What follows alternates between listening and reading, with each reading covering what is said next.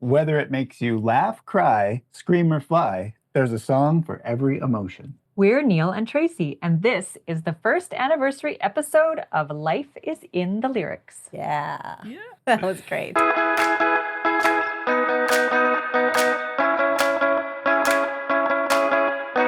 Hey, little listeners, you heard right. Mike and I are celebrating our first anniversary. We sure are. Holy crap. Can you believe we've been doing this for a full year? And what a year it's been, huh? We've shared, and in my case, overshared like way too much about ourselves over these last 12 months. Maybe, but hey, little listeners, have you been enlightened? Maybe inspired? Hopefully you've been edutained. That's my word. Yes, it is. By our banter and overall gibberish. We've sure as hell covered a lot of topics. Oh my God, we really have. And boy, it was so much fun reminiscing in last week's episode, wasn't it, Mike? How much fun? It was so much fun. But today, we are skipping the usual catch-up BS because we have two very special and very inspiring guests. Yes, we do. You heard their voices in the intro. Today we have Tracy and Neil Bantleman joining us. Welcome to Life is in the Lyrics, you guys. Woo! Thanks for having us. Okay, so first of all, I'm going to make a little apology for Mike because he's had a really rough day at work, and he's, as you can tell, losing his voice. My voice is a bit on the Rough side. Rough side, Yeah. So he's got some nice homebrewed ginger tea that he's going to be sipping on, and hopefully he can make it through. I really wanted it to be a gin and dubonnet. It's going to be one after the fact. Yeah. Well, so Tracy and Neil, it's really great to have you guys here. Tracy, you happy to be here? Yes, I am. I'm really excited to be here because there was a time when I had talked to Neil about a podcast, and I said a long time ago that Mike would be a great host. Oh, there you go. Before you guys even started this podcast. Well, All right. well. So, Priya, be It's nice. true. Otherwise, I'm going to be... You're going to kick me off? Yeah. I see it coming. I foreshadow that happening. Yeah. Well, listen, in this episode, you're going to hear an incredible and shocking real life story right out of a made for TV doc. And honestly, like their story has been featured on an episode of The Fifth Estate. So it actually is right out of a made for TV documentary. What Neil and Tracy have gone through is literally pulled from the headlines, but you'll also hear about the role music and lyrics played in providing hope, healing, and inspiration. So what do you say, Mike? Let's get into it. Yeah? Guys, you guys you ready? ready? Totally. You betcha. Let's do it. All right. Well, Neil, you and I share, oh God, it's got to be 40 years of friendship, right? That's correct, yeah. Yeah, I know. That means we're really old. Yeah. But why don't we share with Does our it little though? listeners? But sorry? Does it though? Does it mean we're really old? No. Yeah. Yes, Yeah. because we met when we were born. No, well, why don't we share with our little listeners how we know each other? That was a great question. I was thinking back to how did we meet each other? I totally remember. And you do? Yeah. Don't remember when we first met? Okay, you go No, let's first. see if this. I was a very serious student, and I was looking for somebody equally as serious about education, and I was looking for a math and science tutor. And that's how I came across Mike. Sorry. Whoa. No, that's not it. Okay. That is Okay. I totally was not like, it. what? Yeah. Okay. That was not it. No, I was looking to skip math, and there was only one person left in the cafeteria, and that was Mike. That sounds And that's more, how we more first accurate. met. Is that right? That's very close. I had a spare. I didn't know you were skipping, but we were in the cafeteria, and when we had these other friends, and we used to play euchre, and you and I ended up always being paired together. We were a team, and we played so much that you and I kind of like figured out each other's rhythm, and we had these, I wouldn't say cues, I wouldn't say we cheated, but we did kick some serious ass every game. I think it was third period spare, second period spare. You cheated. And you know what I found out later when I moved to Alberta is What? that people in Alberta don't play euchre. Oh, get out of here. Really? It's an Ontario thing. Oh my God. That's how you know a person from Ontario in Alberta. Because if you talk about euchre, They like, you know they're from Ontario. huh. Okay. Well, Yeah. yeah. Well, that was, for me, that was my memory. It was grade 11. We met in the cafeteria. We played euchre. And then we just started hanging out a lot. And we had another friend, Linda, who was the third amigo. Yeah. I think that grade 11 was when my grade started to slide. Yeah. Sounds about right. Mhm. That's kind of the influence I have on people. Yeah. Yeah. I don't know if it was coincidence or not. Yeah. Well, and then, as we got older, and then you moved to Alberta, and then you met Tracy. Yes, That is very true. we met. How I did was working at a private school in Calgary. Tracy was working at a private school in Okotoks, which is just south of Calgary. Mhm. And we would do like professional development workshops together. Oh. And so we kind of knew each other and talked a little bit. And then I hosted a dance workshop called Ooh. the What? Rump Shakeout. Oh yeah. What? The Rump, Rump Shakeout. shaker. Oh my Huh. God. Yeah, Huh. baby. And she Yeah. couldn't resist. I couldn't the resist moves. How resist could the you? moves, or like he was dressed the part for the Continental. Remember, you had that long leather jacket. Oh my God. I do. Yeah, Are there photos Yeah. of Still this? have it. Oh my God. They could be. I could dig some up. Oh, that would be possibly, yeah. so good. Or could they maybe reenact a little bit of the rump shaking in a video that they could send us after? Oh yeah. I feel like we might need to share that. Oh, we could try Yeah. this. We could. Yeah. Yes, that's a challenge. I'll pull out the leather jacket. Yeah. Amazing. Amazing. So, Tracy, do you remember meeting Mike for the first time? Now, I'm not exactly sure if this was the first time, but I Mhm. do have a really clear memory of Mike at our wedding barbecue Oh yeah. in You- 2007. You had and just delivered Linda's baby. yeah, Yeah. it was a crazy day. Like literally, you had delivered a and- baby? I didn't know. Not you. I'm not even No, looking at you. Mike. You- Oh. What? What? No, I was there for the delivery, but I did not deliver. I see. Okay. Okay. Okay. which I was don't know on what the happens same in St. day as our Catharines. wedding barbecue. It's Mhm. right. And Mike came over and kind of missed some of the barbecue, I think, but Mhm. was there in time for the opening of the gifts. Yes. And he was just like so enthusiastic, lively, fun. I think he made some kind of game out of it. Probably. And you were just the life of the party. Yeah. As he is. Yeah. I'm a fun guy. I'm a big Yeah. But there were mushroom. only like 3 Don't. people left at the time. That's true. Tracy, I remember meeting you for the first time when you and Neil came to visit me in Toronto. And it was kind of cold and wintry. And we went on this walk around Toronto. And I have a photo somewhere I'm going to have to dig out of us. I took a selfie in front of the Brass Rail, the strip club. Do you remember that? Oh, maybe, yeah. Yeah. And I remember you kind of The thinking, first- who is this kook? He is just a oh, bit. maybe that was just after we got engaged. That must have been then. Yeah. Quite Yeah. possible. Christmas time. Pure class, Mike. Pure it's me. class. Yeah, showing them around. Uh-huh. Showing them all the main sights all, of all Toronto. all my hangouts. Yeah, White- absolutely. White I mean, house. this is Alberta girl coming to Toronto, and yeah, you made sure I saw it all. You saw, Almost yeah, all. almost. I I didn't didn't go take you- into the brass rail. Mhm. That's Did right. we? Mm-mm. No. I have actually been inside the Brass Rail. That's a story for another day, though. Okay. Okay, so I met you both after you had returned to Canada, though we're skipping huge amounts of time here. I mean, and I knew about Mhm. you both and had been following your ordeal through Mike and the media. And I think like then kind of like you guys came to my birthday party, right? It was my birthday at Yeah. the Gladstone. Mhm. And what were we doing other than karaoke? Obviously, Mike. Mhm, And I remember Mike saying to me, "Hey, do you mind if Neil and Tracy come? They're back in Canada, and you know they haven't been out really. Are you okay with them coming?" And I was like, "Absolutely, if they want to come out, like for sure."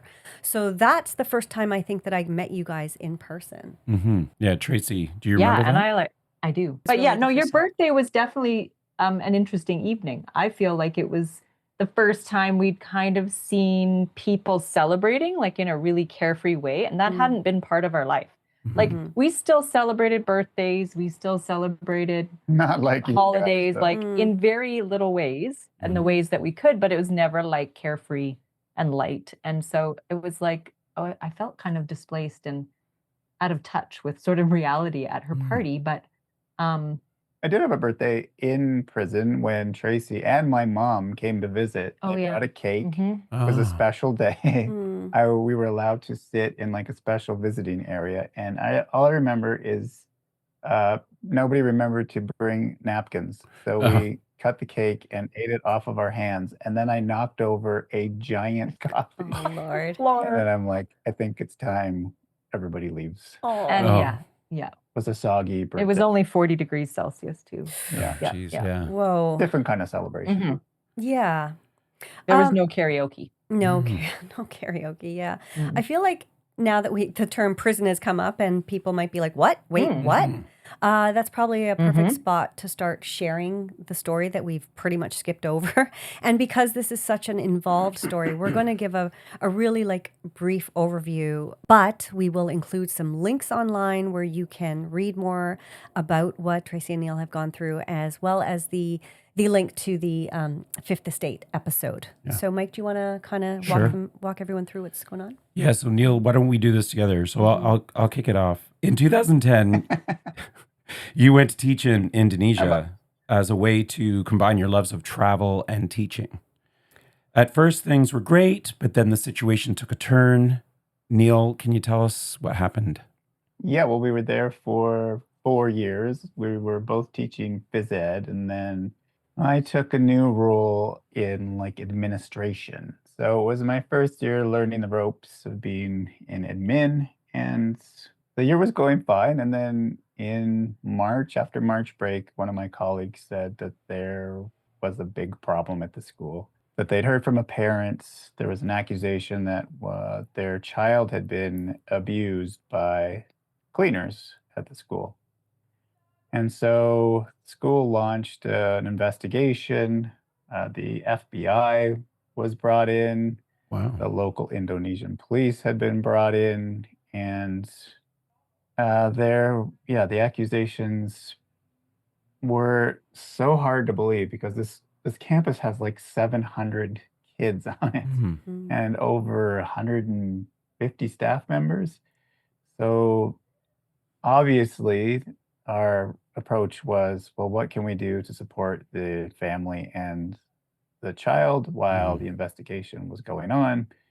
We're doing everything to support the family and to support the police and be cooperative. And through a lot of different information and advice from lawyers, embassies, what have you, it turned out that the school wouldn't be responsible for the cleaners because they were contracted out. Mm. This wasn't an issue until the family wanted to sue the school for 12 million US dollars. Mhm. Mm. So, after they learned that the school wasn't responsible for the actions of the cleaners, that it would be the cleaning service that was responsible, and things died down for a little bit. Obviously, the school community was in this healing process, also trying to figure out everything that had gone on. And a little bit later on, the mother came back and claimed that teachers had also abused their child, and now they were seeking 126 million US dollars. Mm-hmm. And then we got a phone call Yeah, it was the night before the last day of school. from the head of school, and he said that my name was one of the names that was part of the accused teachers on staff. So, Sorry, Neil, can I just ask you both, hearing that on the phone, what was your initial reaction for both of you? yeah, there'd been a lot of crazy stuff that had happened since the first accusations came out with the cleaners, and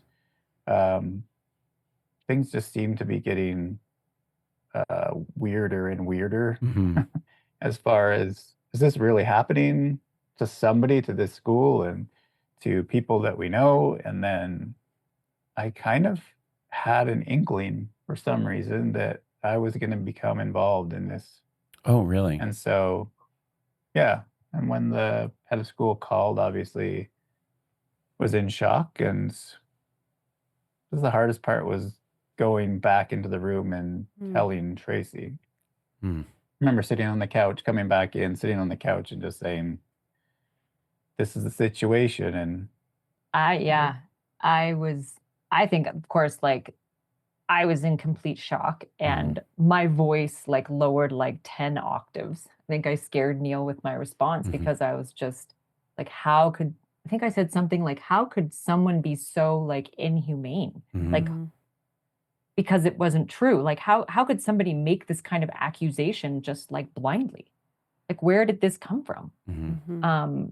And that, yeah, I think we were just stunned. And then Neil's like, can you just hold me? I think I was angry, shocked, and just so taken aback because, you know, you're the night before the last day of school, everybody's getting ready to fly out. Your bags are packed. It was supposed to be light and it wasn't. Usually the joyous time of year, you know, you're having the end of year celebrations, keeping in mind that these accusations had already come out, and it'd been a very stressful end of the school year for everyone at the school because the whole school felt like they were being accused. Everybody is like, how could something like this possibly happen? And nobody saw anything. Right. Like nobody. Yeah, Neil. Yeah. And the longer that it went on, there was a lot of things that were happening, like I kind of alluded to, that just didn't make sense. Yeah. And so there was a lot to navigate.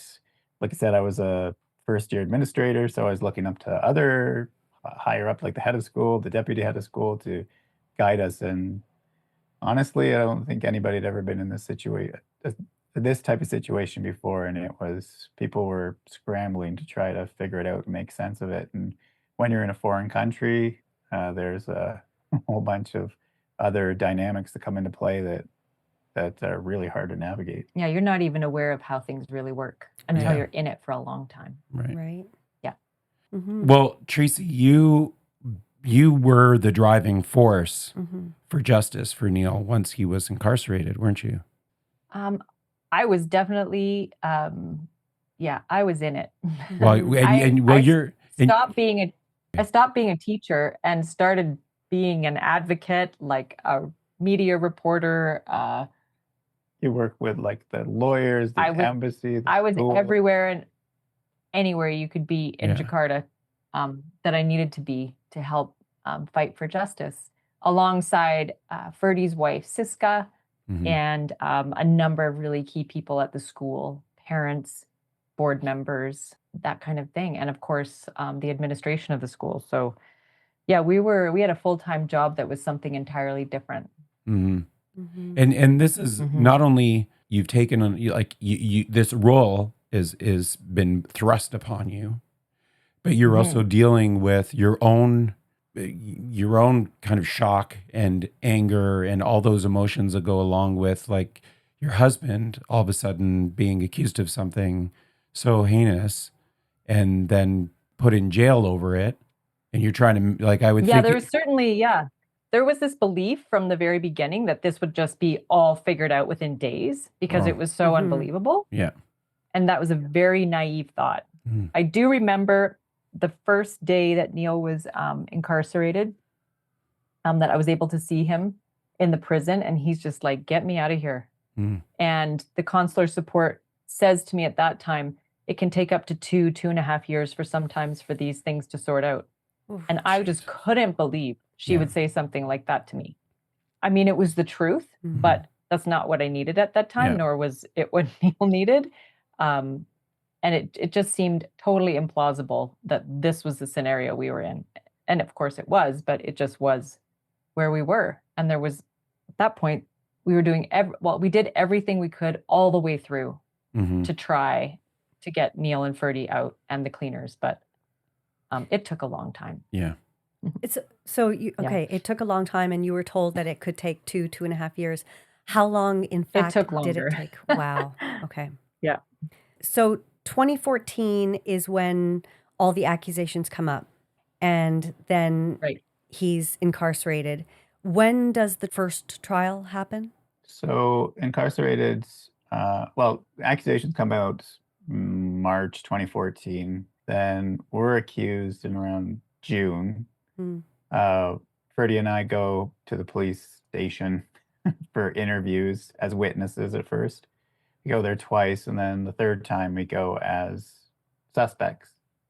And it was one of those nights where we went in later and we interviewed for like hours. And I think it was like, must have been like 2 in the morning. And then they're like, oh, we want to keep them like overnight to question them in the morning. So, and we had like the lawyers there, the embassy officials, school officials were all with us. And then there was really nothing that they could do. And so they all leave. And then shortly after that, they were like, now we're going to arrest you, when there wasn't Jesus. anybody around. And so that was the time. This was like July July 14th. 14th. And we were in the police holding. And that's like, I'm going to go into police detention in Indonesia under these charges. Like the cleaners had already been in. So before this, the cleaners were on a separate case, and 6 of them had been arrested, 5 males and 1 female, and one of them had died in police custody. And they said that he had committed suicide, but it's clear that he had not. And, we learned later on that they had basically had confessions beaten out of them. So we knew going in what had happened to them and was thinking, Ferdy and I are in for something similar, or in for a fight anyways. So, so we entered, it's called police holding, basically, while you wait for the prosecutor to accept the case and go to trial. So that was July. And then the prosecutors have 90 days to up to 120, I think it was, to like make a case. And they worked hard to make a case. So it There's was like binders of stuff. It's like 118 days we stayed in police holding, and then the prosecutors finally accepted the case. And that's when you get transferred to, they call it you fly to the big house, basically. This is where you go to an actual prison to wait and go through trial, which was a scary time as well, right? Like after 118 days, you kind of settle into this police holding, you get to know the routines, people are helping you out, and then you're going somewhere else, and it's like you got to start this process all over again. So that was around... That was in December. And then the trial started shortly after that. And it lasted about till April. 3 or 4 months. And it's usually like trials in Indonesia do not last that long. It was a painful 4 months because Ferdy and I were going from this prison to the courthouse, which was about an hour or so away, depending on the traffic. So we'd be transported by, prison vehicles back and forth, and we're going long 2 or 3 times a week. So, and we kind of knew shortly into it that it wasn't going to go very well. So the lawyers prepared really well. We had a very high profile lawyer who was a parent at the school who said that he was going to defend us for free because he knew the system. And he warned the school that this is not how it works in Western countries, maybe. This is Indonesia, and I know the system, and you need my help, basically. And we really did in the end. Well, there ended up being more than one lawyer. It was a team. Yeah. But there was, some of the team were more like defending businesses and that type of thing, like business aspect of the school. And they really had no idea of like criminal investigations or defending criminals in criminal court. So, so I think the verdict came somewhere around April. April 2nd. Early April. I remember these dates. And both Ferdy and I were convicted to 10-year sentences. Wow. And we kind of knew it was coming. So I had a very small amount of like hope. There was part of me, I think it was more a wish, of course. But at the time I was like, it could happen. It could happen. I mean, I was on the edge of my seat that day, as everybody was in the courtroom, hoping that sense would come to someone. Right. Clearly. I remember getting, and it took hours. Like, I think the reading judges the took verdict for like 8 hours. And I was like, you knew where it was going. And then they're like, you have 5 minutes to talk to your lawyer about what you want to do. I remember going up to our lawyer, and my lawyer was named Hotman Paris. I think he's in that Fifth Estate. Is he in the Fifth Estate? Yeah, he might be in there. Anyways, he's a character. And I looked at him, and he looked at me. He's like, "You're gonna appeal?" And I'm like, "Yeah, that makes sense. Yeah. We're gonna appeal." And so said we'd appeal, and that process started where you appeal to the High Court. And I think we got to so we were convicted in December, and then you were convicted in April. Oh, sorry, April. And then August, Independence Day in Indonesia, ironically. I was found not guilty at the High Court, Trudy and I. Right. So I was released, but I didn't have my passport and had no way of leaving the country. We wanted to. We explored those options, but it Well, you wasn't were possible released, because so- we knew the prosecutor.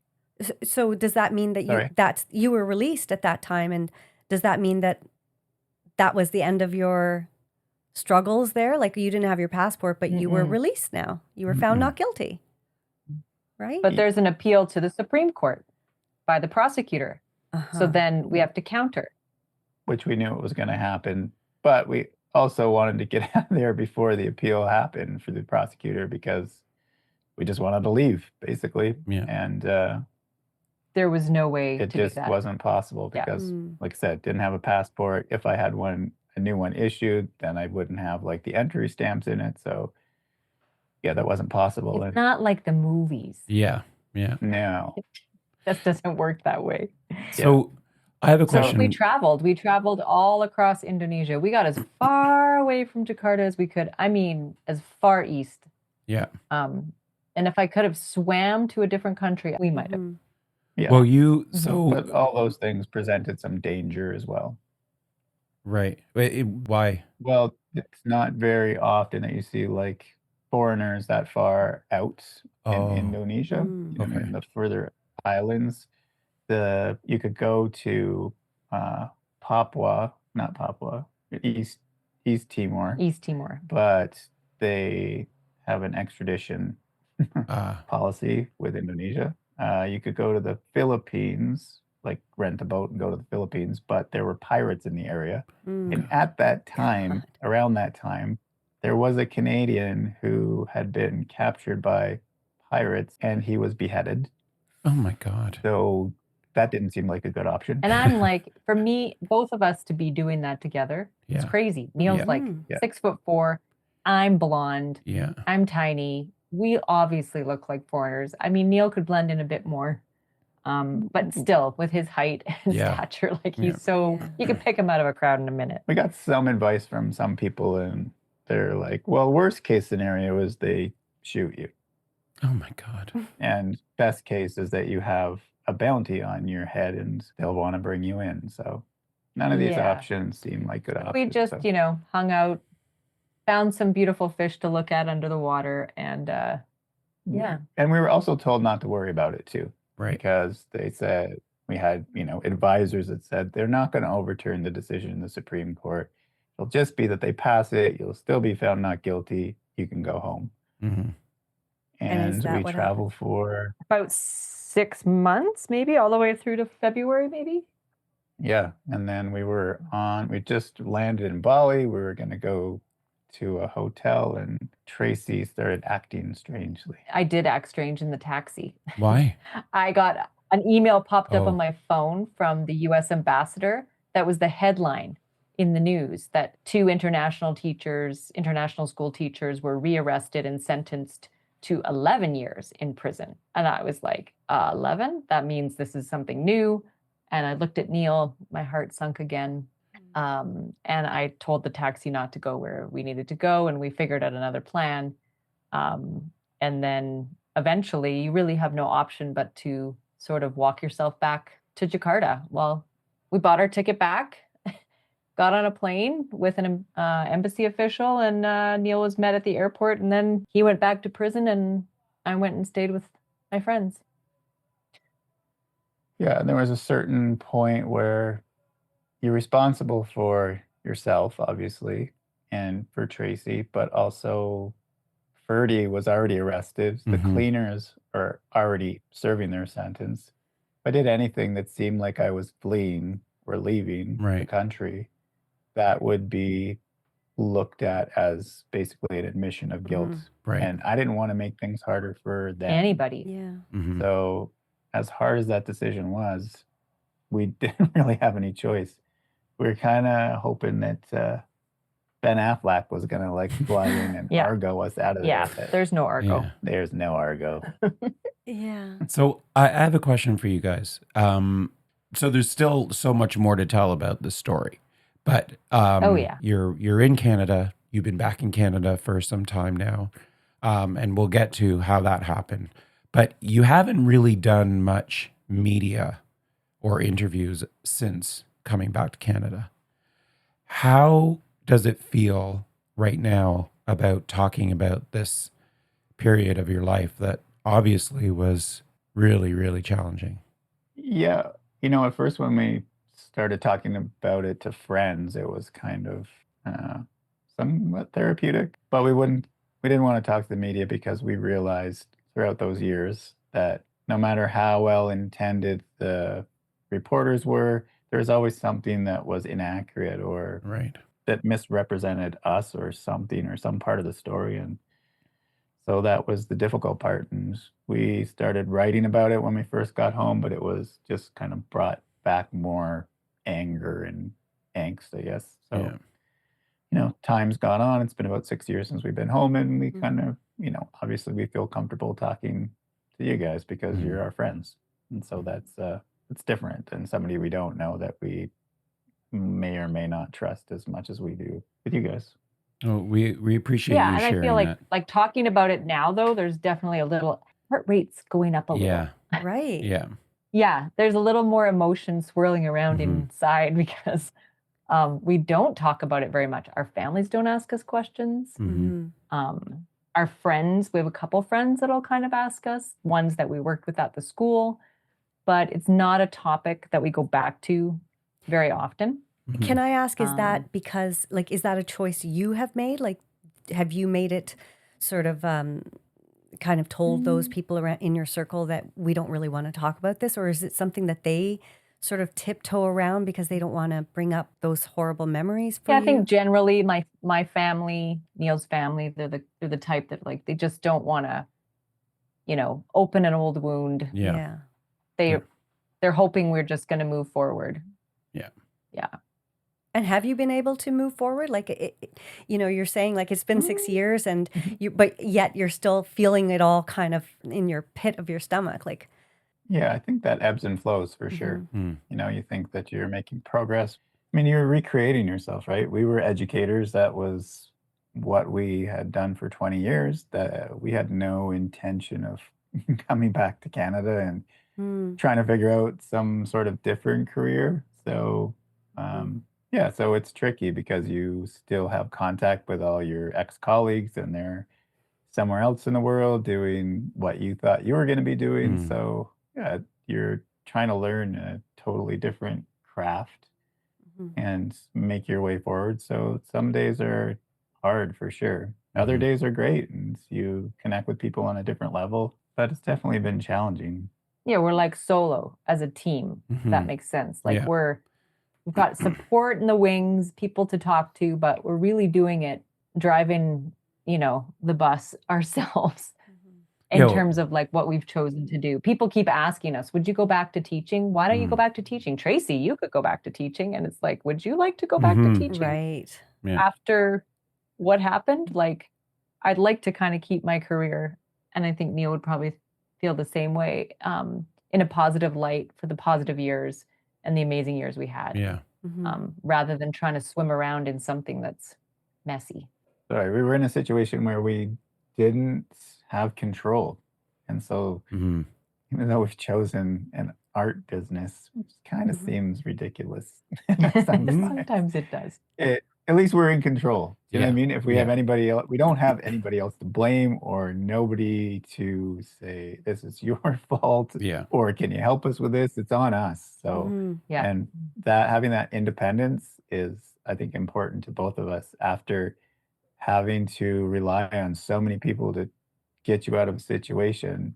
And some of those people, as well intended as they were, are you kidding me? Yeah. Do you have any idea what you're doing here? So I don't think we want to put ourselves in that situation. I know that that's extreme, Yeah. but yeah, just having that independence to do what we feel like we need to do is important.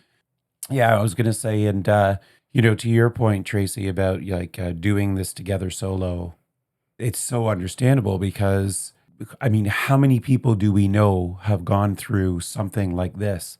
It's not a common life experience, so people can't relate the way you probably need people to relate if they want to understand why you're making the choices you make. Like the question around why have you not come back to teaching, or why don't you go back to teaching?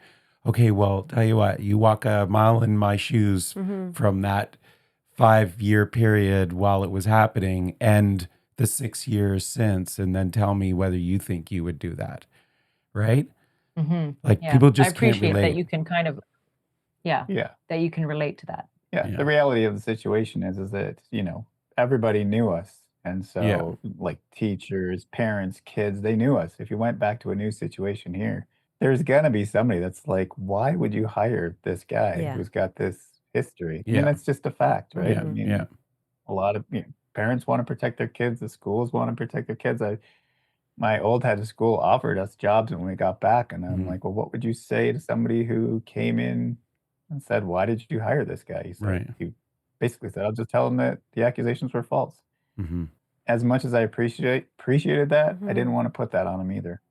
Yeah. Yeah. It's a lot. Even Yeah. when we're in our situation that we're in now for collaborating with another business or to do something with the art, we're like, there's always a certain point where like, before we go forward, we should tell you something Mm-hmm. because bad medias can be good media, but bad media can be bad media. So we don't want to put anybody in a situation where it causes strain for their situation.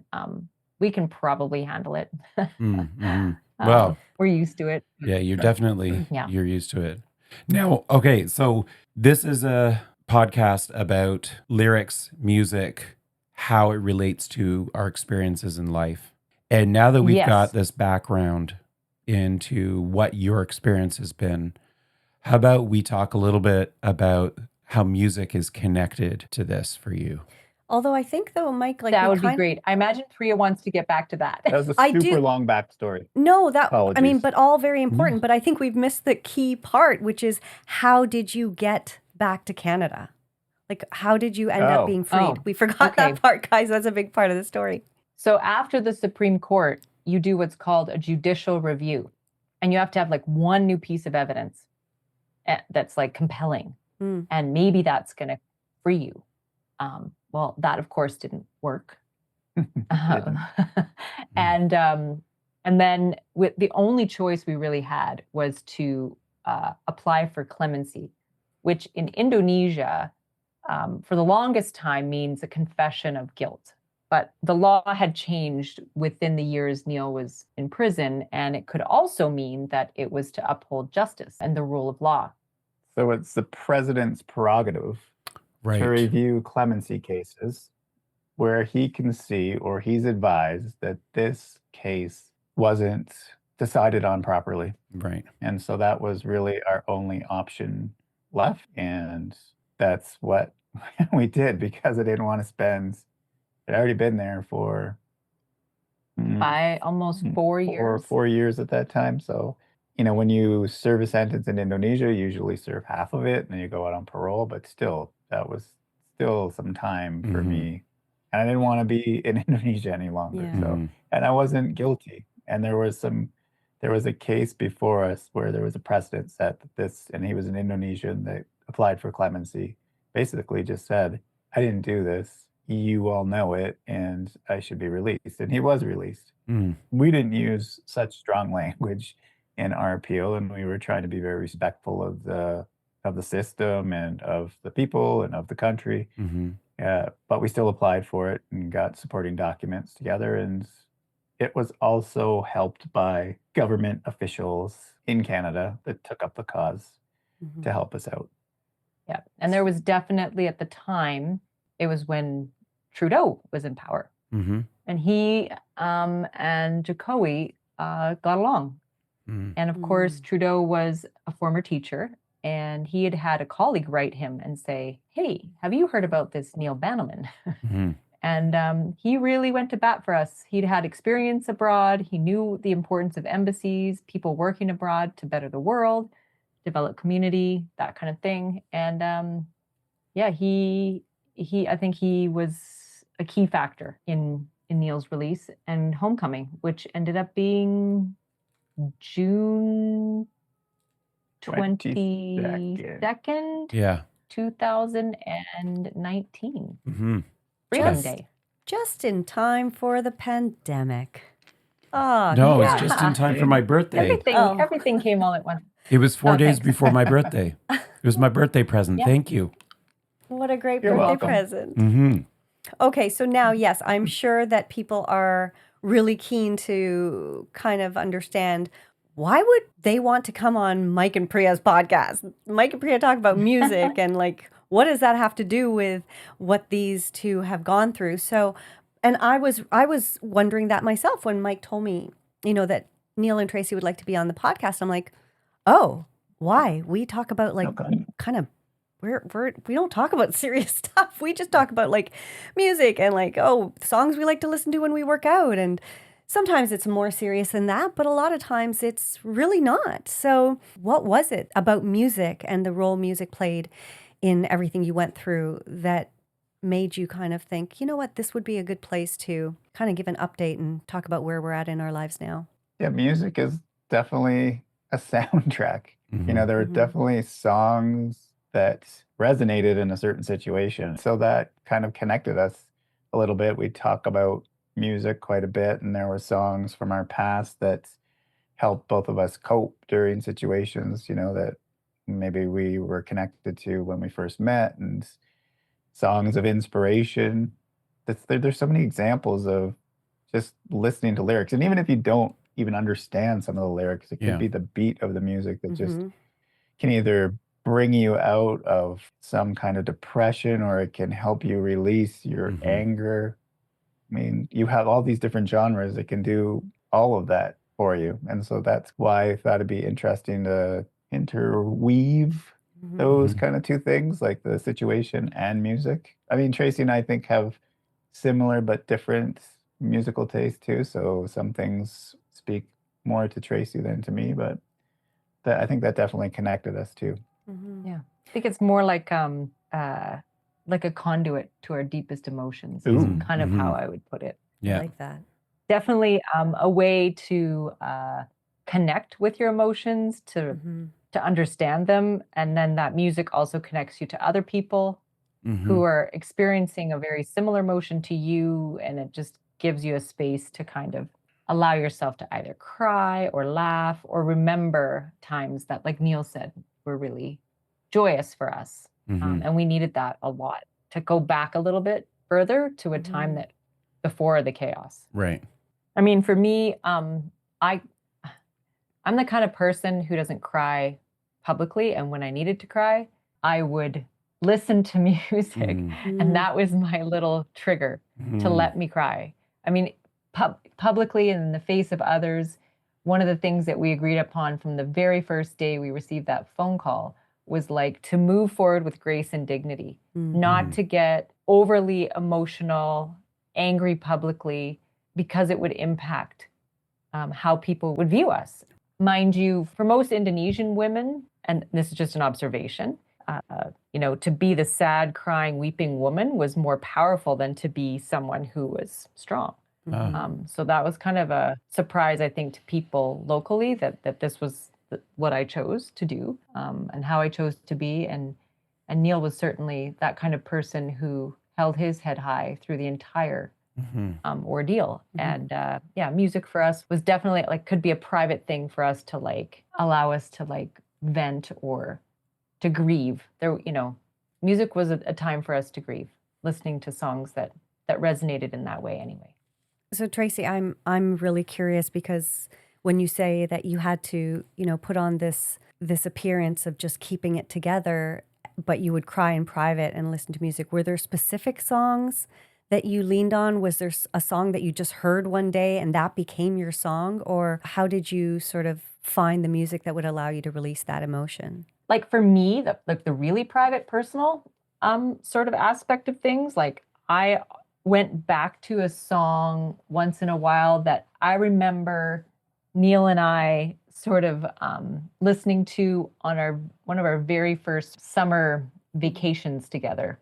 It was very early on when we started dating, and we were listening to Jack Johnson, Ben Harper, David Gray, Damien Rice, and there was this song that was just so, it was like a really gentle, almost ethereal kind of melody, and the title is The Blower's Daughter. It's actually a soundtrack to a movie. I just realized this, with Jude Law and Julia Roberts, yeah. Julia Roberts. Some of the lyrics are like, no love, no glory, no hero in her sky. I can't take my eyes off of you. And then this like line is repeated over and over again. And it was just that, I remember that line resonated with me because it was like, I was so enraptured by Neil. He came into my life at a time when I was going to go in a completely different direction. Like when people say you meet someone and you know, I knew then. And I was just so amazed by Neil and his personality, his kindness, his generosity, his humor, all of those things. I know. But and so hardly.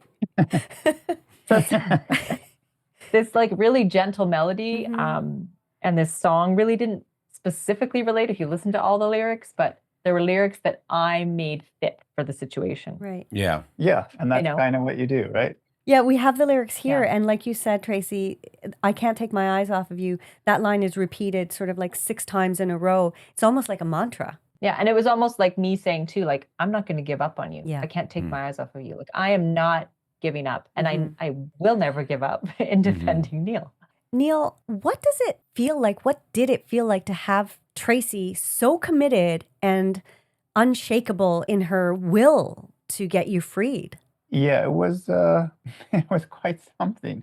I mean, she had the hard part, I think, because I was just inside, and there's no fighting for your own justice. That's kind of not how it works in Indonesia when you're inside. So Tracy was my conduit to the outside, and I think I told her a couple of times, I'm like, you can leave. Like I wouldn't hold it against you. Like this situation is so messed up. It's so hard. I mean, you're dealing with schools and lawyers and embassies and families and everybody. I went back and forth to the prison like day after day after day. It's like it was not easy. Not for 6 months, not for a year, but for years. It's very hard to fathom. I definitely think there were times where you wanted me to go at a certain point. You felt nervous. Yeah, I did say that she should probably leave the country and figure it out. There were other people, but there was nobody as dedicated as Tracy was. And people were like, you're so lucky to have her, because there were other people that would have not had that support. I don't think I would have done a very good job if it was reversed. You would have. I just feel like she was so organized and detailed and ferocious. So, I was tough. I was ferocious. Yeah, something. Tenacious. That's the word. He's looking for that word. That's right. Yeah. One of my favorite words. So I did feel very fortunate to have such a strong partner, because the alternatives weren't great. You have somebody, like she had mentioned before, somebody that was like falling apart and crying all the time. It's like I knew that I pretty much didn't have to take care of Tracy. We obviously had our moments where we were supporting each other, but there was a lot of other people that were around us that weren't as involved, that you almost had to manage them a little bit, where it's like, I'm comforting you. You're coming to visit me and I'm comforting you. Come on, man, snap out of it. Help me out here. So tell us about some of the other songs that helped get you through this. So on the complete opposite to Tracy's example, my songs were more anger and angst driven, and I could that helped me release. Like if I was inside and I felt trapped and I wanted to freak out, then music definitely helped. There's a Rage Against the Machine song. Oh wow. And it's called Killing in the Name, and there's just one, I don't know all the lyrics, but I know that there's one lyric or one line that says, fuck you, I won't do what you tell me. Because people were telling me all the time what I needed to do. I was in prison, and you had rules, and to be in your prison cell at certain times, you're expected to pay people and do certain things. And that was one song that I could like release a lot of my anger with. Yeah, because Neil, he really had to learn how to kind of take his space inside. And like once you're in, you're with everybody who's either innocent or guilty. Right. And it's just a new norm. And you've got to figure out how to navigate that. And Neil, I remember you saying you knew that you had to figure that out and do something about it right away versus like kind of seeming meek or vulnerable. I had a friend that I met in first prison who I met in the second prison, long-term prison, and he gave me that advice. He's like, whatever your routine is, whatever you're used to doing, you need to do it, and you need to take your space, because if you don't take your space, somebody's going to take it from you. And that was like the best advice that I had. Because there were certain times, definitely in the public eye, you had to be calm and courteous and respectful. But once you go inside, it's a complete, not a reversal, but the structure of society inside is very different. And there's definitely a structure. So where there's no respect, you have to earn it. And luckily was able to navigate that society and figure out how to survive. And that's a learning curve. But also getting back to the music part of it, that there's definitely some songs that you kind of relate to that help you garner strength too. Yeah, and some of our colleagues wrote a song called Free Neil and Ferdy. And it was sort of during, I think that one was during the time of the trial. And it was really like heavy. It had a heavy rock beat. Yeah. It was like Free Neil, Free Ferdy, if you know what I mean. You could get into it. And it was like, it was written by a couple of our colleagues, a music teacher, someone else who Neil had worked with. And I think that it was their way of also like voicing their frustration and their surprise and shock and all of that in music. And so, you know, listening to that once in a while, you felt like, especially for like men that were a part of the school, everybody felt vulnerable. Everybody was still in disbelief. And it was just a way to like push that out through music. Right. And I think you had mentioned too that the community, a lot of the community sort of came together even from the very beginning and sort of were holding daily vigils and came to the school, came to the prison and sang, and that went on every Friday. Had you mentioned that as well? Yeah, absolutely. Yeah. And there was there in particular, there was at the very beginning, it kind of started with two high school girls, and their mom was a substitute teacher at the school, and we knew her quite well, and they decided to write and record a hope song. And it was all about sort of believing that a wrong could be made right, that we wouldn't give up the fight, that we've got this hope. And it was like this song that like wrapped the sort of general emotion of the community into like one big bundle and helped everybody feel like buoyed by the music, the lyrics, and something that they did, you know, of their own volition. These girls were amazing. Like the fact that we had so many students coming to bat for Neil, Ferdy, and the Cleaners, and they knew, you know, even at that really young age, that this wasn't right. And this song followed us right through the case. And it was that thing, that reminder that we do have hope. And that's the one thing you hang on till the very end. And I mean, they came to the prison and sang. They did. That's crazy. That's amazing. That's very brave. Yeah. And the fact that, students take time to do these things that mean so much. Yeah.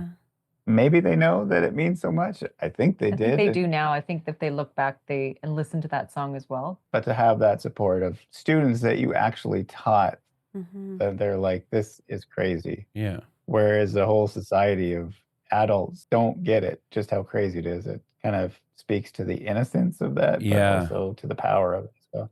Yeah, that's what I was thinking about. Like, there's a really inspiring innocence and naivety in the way they're, you know, living in the world, you know, and to see this injustice happening and to be moved to write a song and then to perform it and to go to the prison and perform it, even like that takes a that's chutzpah, man. Yeah, and you know, as adults, we carry so much more baggage, and we're jaded in a way, and timid. I don't know how many of us would have the guts to do that. That's incredible. inspiring. Yeah, certainly there were risks, and obviously they were supported by their family as well. But you know, they still made the decision. We had more than one or two students come and do that. We even had remember just now the choir group that came to sing. Like we had a whole choir Wow. You know, at one point, I think that was around Christmas one year. And they came to the But people prison? gave the gift of music. You know, if they couldn't give anything else, music was a way they Right. could give a gift. They could contribute. So Yeah. so certainly music made a difference that way.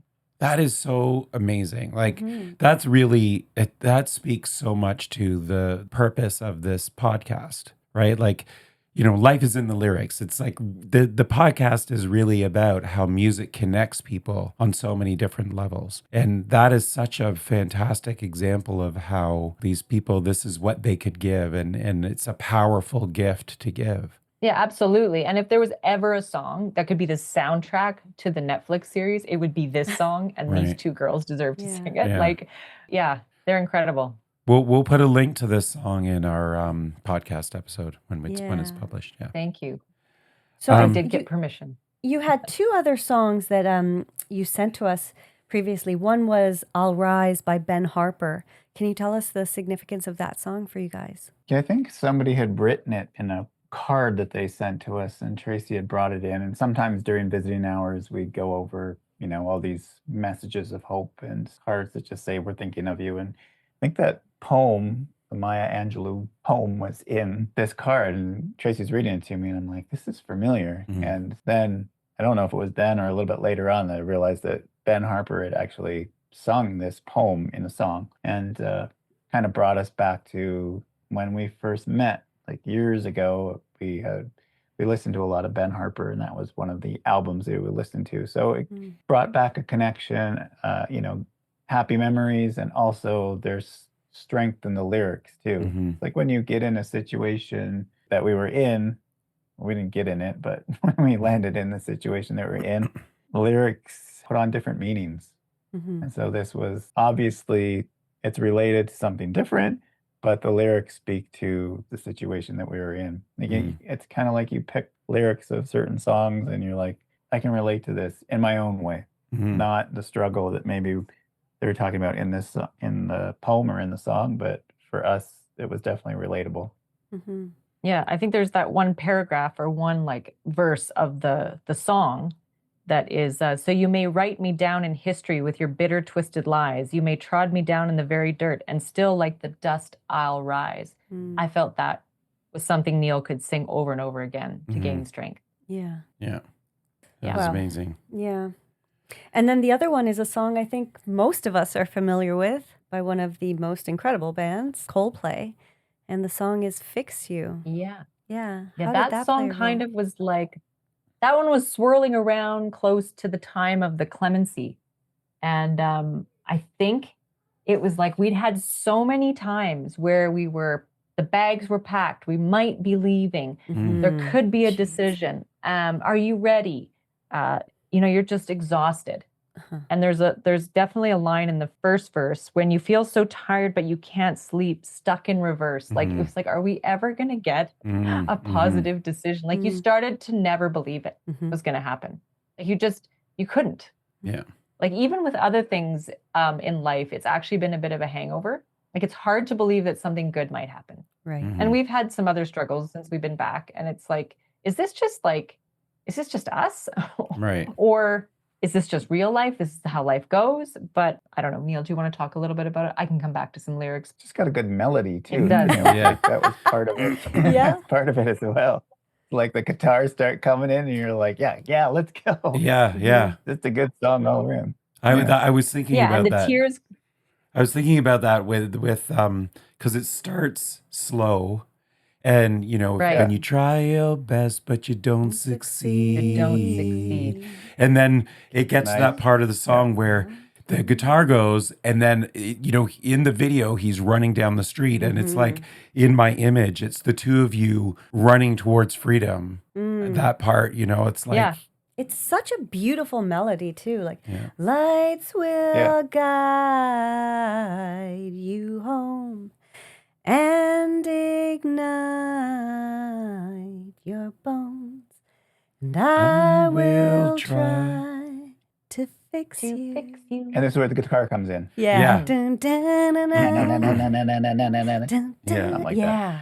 Ugh. Yeah. It's quite emotional, it's a even good just one. thinking about that song and your situation. Yeah. The lights will guide you home was like, I Yeah. felt like the lights on the runway, Yeah. Like I was like imagining that moment when we landed in, I don't know where we were going to land actually, but we landed in Toronto and, feeling like that those lyrics were going to be like encapsulate that moment when you met your family again. And when when you realized you were actually in your home country, that it happened, we were home, we were free. And so I was holding on to the song almost as like, what are the words? I just assumed you thought that we were going to need to be fixed, pretty much, So, which was probably the case. The song represented possibility and a moment that I knew would probably eventually happen. Like you had mentioned before, the situation was there's always something that, if you're accused of something, falsely or not, it's still going to hang on, but perhaps there's something that can fix it. And so let's get actually, you never know, right? There's still a possibility down the road that something comes out of the woodwork that makes sense of this whole thing. Right. I mean, there were so many theories as to why it happened, how things got out of control. And there could be a day. There could be a day when someone comes forward and says, I got to say, new information, whatever it is. And we don't know. We don't know if that will ever happen. Will it happen? Do we need it to happen? I don't know. But I mean, you're constantly trying to make peace with what did happen and move forward. Like there was this little phrase in Indonesia. It's called maju, which is the number 5 and the number 7. So ma and ju. It's like some of the Indonesian numbers, but 2 of them together actually mean, when through the sound of the way that they're pronounced, moving forward or to move forward. And we've talked about that a lot. Is it's just have to keep moving forward. You can't lose your pace or your will or your balance. Yeah, your balance, or you fall off your bicycle. That's an Albert Einstein quote or something like that. Well, this is I think this is an interesting segue into what you guys are doing now. Why don't you talk a little bit about what you're doing now? We are full-time visual artists. Together. Yeah, we're collaborative artists. So we paint together on the same canvas. Part of our coping during the time, I was taking photos of our previous travels and I was doing line drawings inside. I had met another inmate who became a friend of mine, and he was always doing line drawings. And so I encouraged him to set up an Instagram account, which he didn't know anything about. You could have phones in prison. You weren't supposed to, but you could. Anyway, so I set up an Instagram account for him, and he started connecting with all these people around the world that did this type of sketching. And so he encouraged me to continue to sketch as well. And so I would do these sketches, and when I was done, I'd give them to Tracy, and she would put them on watercolor paper, and then she would watercolor them. And so she would add life to this otherwise kind of black and white pencil drawing or ink drawing. And that was our first collaboration in art. And that kind of gave us a bond and brought us together. And then when we got back, not shortly after COVID hit, and we found ourselves at Tracy's family cabin with not much to do because we had just recently gotten back. We were still in a healing process. And we had come up with all these ideas. Why don't we roast coffee? We should be coffee roasters. And then we said, well, why don't we try to paint something bigger now that we have the space to do that and try acrylics on canvas. And so we managed to get some supplies and we painted our first painting together. And the rest is history. Yeah. We wondered if it was something that, we could continue to do, or it could be a viable business for us if people would be interested at all, or it could help us tell parts of the story as well and act as a therapy. So that's kind of how we initially got into it. Yeah, and here we are I think we're in our almost in our 5th year. We're going into our 5th year of being full-time artists. Wow. And learning a lot about that. And what's your and there's so many parts about it that are unpredictable. Yeah. What is your what's the name of your practice? You want to share that? Well, together we are Art Trophy because Neil has an atrophy of the eye. Aha. So Isn't that clever? That is a good play on words.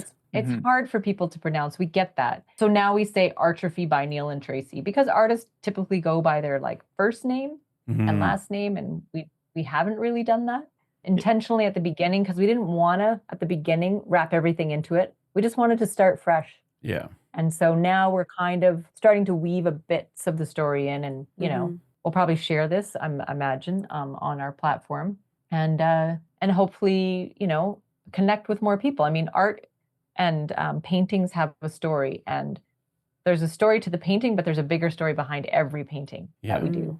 Yeah.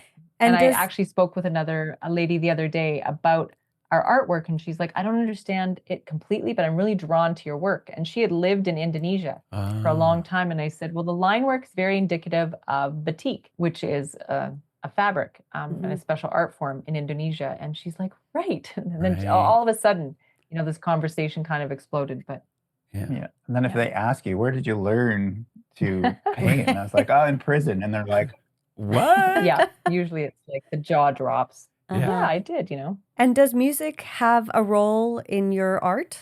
Or what role does music play in your life these days? We have music on all the time in the studio. And we listen to CKUA, which is a local Alberta-based radio station, which is publicly funded by all of its listeners.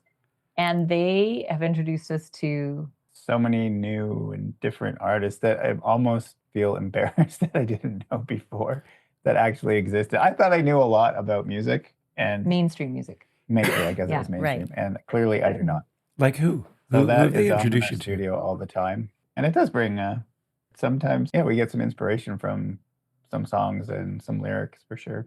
And in fact, we just spent a little bit of time in August at the Canmore Folk Festival showing our art, because that is actually sponsored by CKUA. And a lot of the artists we enjoy were there. And so it really felt like building a great community. And then what was great about it for us was that people who listen to CKUA, they're like-minded. They appreciate, handmade original art. Yeah. And they're more our clientele. So it's all kind of come together. I actually painted a painting for one of the artists. His name is Corblund, and he is a southern Alberta artist, and he has a song called "Cows Around." This is very Alberta, obviously. And so I painted a picture that had 2 cows in it, and it's gonna give it to him, but we sold it just before it. But if we ever get a chance to meet him, he is getting a print. Yeah, that's great. All right. Well, my voice is really going, so I don't even know if I can speak anymore. First of all, thank you so much for sharing this incredible story of yours, and also just sharing with us how the role of music has been so integral to helping you get through those times. Now, where you are here, like, if you could dedicate one song to each other, what would it be and why? Are you going to go first? I don't know, you? I think this will be interesting. We talked about this earlier. We never told each other. Okay. Do it. Jack Johnson. What's the song? Broke Down. Oh, well, that is a good one. That was our wedding song. Yeah, that was our wedding song. Wow. It's like, I'd rather be broke down with you by my side. Can you believe that? Wow. Yeah, wow. Foreshadowing. Yeah. I mean, yes, that's the song. Okay, what one did you pick? There's a Dave Matthews song. You guys familiar with Dave Matthews? Well, yes. That's called Steady As You Go. Yeah, that's another one. Aww. Both of those songs, the lyrics are about moving forward together, no matter what. Yeah, people who know us know that we don't spend a lot of time apart for a number of reasons, but we're here to move forward together. Yeah. As we've been doing. Because we have great community, including you two. Well, we're just happy to give you space to share an update. You're just so inspiring, like, to see that you've made it, not only made it through as a couple, but it feels like, if anything, you are even stronger now as a couple, which is not something that necessarily every couple would be able to go through. I wish you guys could see this, but they just fist bumped each other. I mean, this is such a cool couple. I'm going to take this last question because Mike is struggling to even talk. Poor guy. What advice would you give to somebody who is going through a really tough time, kind of facing like the lowest of the low? What could you say to them that might help them through? When it's quiet and feeling really quiet, you can hang out there for a little while, but don't like set up camp there. Listen to something that you know is going to lift you up. Yeah. Allow yourself the moment to cry, but you don't need to play that song 10 times over. But find music that's going to keep you moving forward, that's going to help you feel uplifted and allow yourself to have those moments of joy and not feel guilty about it. But definitely don't let your life be too quiet. Surround yourself with people, music, laughter, and community. All of those things will definitely help you pull through. Yeah. Take your space and lean on your family and friends to help you through the situation, but don't go it alone. Amazing. Great advice. Agreed. Really good advice. Wow, Mike, life really is in the lyrics, isn't it? Yes. Thank you guys so much for taking this time. I've learned so much. I was following your case through the entire ordeal, mostly through Mike, but hearing it straight from you both it's astounding what you've gone through and the attitude you both have and the relationship that is visible that we see like on camera between you That both. connection. The camaraderie, like you're always checking in with one another. It's hashtag relationship goals right here. You guys are inspiring, and it's been an honor to chat with you. Well, thanks for allowing us the opportunity to come on the little podcast and share a little bit of our story, our past, and our present. And we really appreciate that you guys were open to having us on and to giving us the space to talk a little bit about us. So thank you guys. Anytime, man. Yeah, thank you. And even on your first anniversary of your podcast, I would have thought, choose something really light. But, No, this is the great. positive out of this is that we're at a point where we feel like we are moving forward and we can celebrate some of our achievements in terms of like absolutely switching gears, rebuilding our life and doing it of our own volition. So yeah, we're proud. And we're also proud of you guys because you're doing something completely new. I mean, we used to be teachers. We tell our students all the time, whatever it is you want to do in life, make it happen. And you can switch gears at any moment. You can change careers. You can change direction. And we did that. And we proved to people you can do that. Just don't choose to be an artist. says the artist. Well, again, thank you guys so much. It has been such a joy to be doing this podcast with Mike. And it has completely changed my life in so many ways this past year. Just being able to talk about music and the joys and the sorrows and just seeing Mike every week has been total bliss. Maybe not so much for him. Maybe not total. Mostly bliss. Well, I had to splice this in because at this point in the recording, I had completely lost my voice. That being said, thank you, little listeners, for being a part of the Little Podcast this year. Priya and I have had an amazing time recording and sharing our thoughts and our humor with you. And we look forward to many more recordings. Thank you again, Neil and Tracy, for being on the Little Podcast. This is us signing off. See you next week.